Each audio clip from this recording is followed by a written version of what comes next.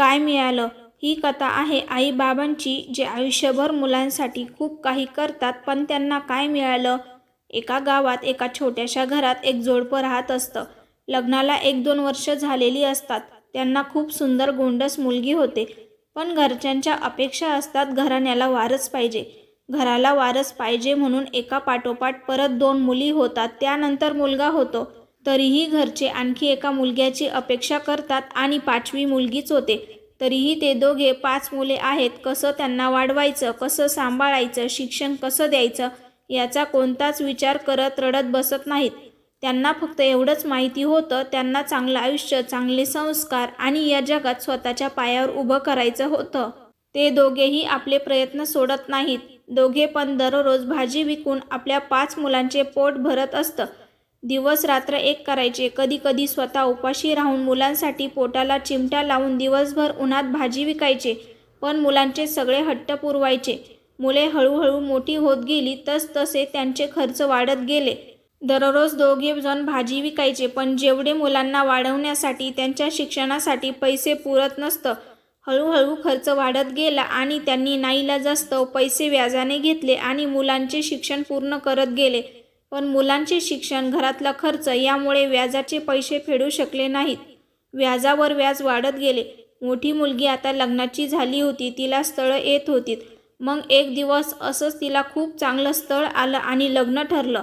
लग्नाचे दिवस जवळ येत होते, पण हातात मात्र लग्नासाठी पैसे नव्हते. मुलीच्या लग्नासाठी परत पैसे व्याजाने घेतात आणि लग्न करतात. त्यानंतर दुसरी मुलगीसुद्धा पाठोपाठ लग्नाची होते. तिचे शिक्षण पूर्ण झाल्यावर तिचे सुद्धा लग्न होते आणि ज्या महिन्यात दुसऱ्या मुलीचे लग्न झालेले असते, त्याच्या दुसऱ्याच महिन्यात तिसऱ्या मुलीचे सुद्धा लग्न होते. अशा प्रकारे तिघींची लग्ने होतात, पण ते दोघे व्याजाने बुडून जातात. काही वर्ष निघून जातात. मोठ्या मुलीला मुलगी असते. मुलग्याचे शिक्षण सुद्धा पूर्ण होते आणि त्याचे लग्न करून सून घरी येते. तरीही त्या दोघांचे कष्ट काही सुटत नाहीत. आयुष्यभर राबत राहतात. मुलग्याच्या लग्नाला सुद्धा काही वर्ष होतात. तिघींची बाळंतपणे करतात. सुनेची पण करतात.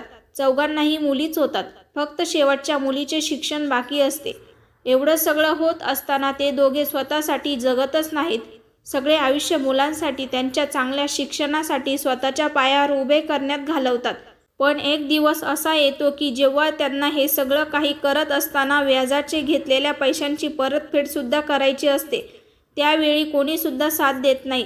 त्यांना असं बोललं जातं की तुम्ही तुमचे कर्तव्य केले आहे. आमच्यासाठी काय केलात? आम्ही सांगितलं नव्हतं जन्माला घालायला. तुम्ही कर्ज केलंय, तुम्ही फेडा. मग तुम्हीच सांगा, कसं काय मिळालं त्या दोघांना? लहानाचे मोठे करून तळहातावरच्या फोडाप्रमाणे जपून स्वतःच्या पायावर उभे करून संसाराची घडी बसवून म्हाताऱ्या वयात कोणाची साथ मिळाली? अजूनही ते दोघे लोकांचे कर्ज फेडण्यासाठी कष्ट करतात. होत नाही तरी आजही रोज भाजी विकायला जातात का? कशासाठी? तर मुलांसाठी कर्तव्य केलं होतं म्हणून. आणि शेवटी त्यांना काय मिळालं? म्हणूनच मला तुम्हाला आज या कथेतून एक गोष्ट सांगायची आहे. ती म्हणजे आई बाबांना तुमचे कर्तव्य म्हणून तरी सांभाळा. त्यांना अशा मरण यातना देऊ नका. धन्यवाद.